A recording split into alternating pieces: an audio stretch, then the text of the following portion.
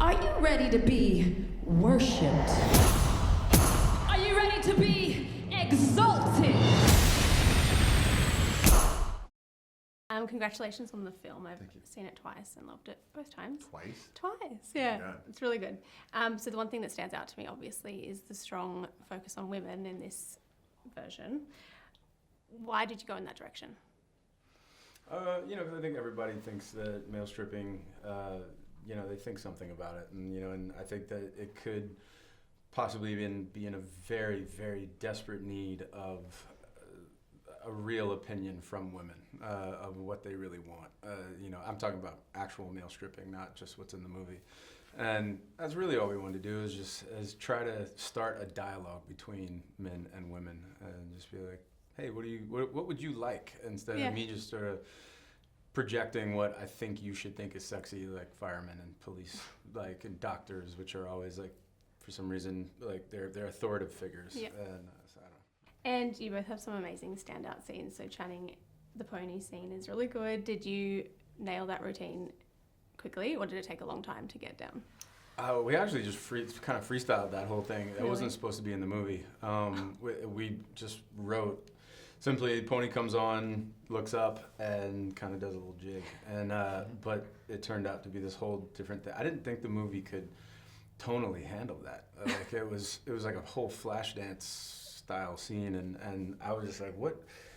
I don't know what movie is going to be able to like really be able to hold that, and somehow it did, and that's a testament to Greg and Steven. Yeah, absolutely. So we noticed you dancing a little bit on the red carpet last night every time Pony came on. Every one of those songs, like, man, they played Missy, and I about like jumped out of my suit. I was like, yes. So would you be happy to never hear it again, or do you love that still? No, I love the music. It's definitely, you'll be at a restaurant somewhere and you know that somebody put it on as like a joke, and like there's always like stares and stuff. So you always sort of kill the things you love, and like I love that song, Pony, and now it'll never be without like everyone being like, all right, I know, do your thing. Yeah. And has Genuine ever contacted you? No, unfortunately. To thank you for resurrecting the song? No, I mean, I don't know. I think he probably thinks the other way around, like that I haven't called him to say thank you. And so, Joe, your scene in the petrol station is one of the funniest I've ever seen. What was it like to shoot?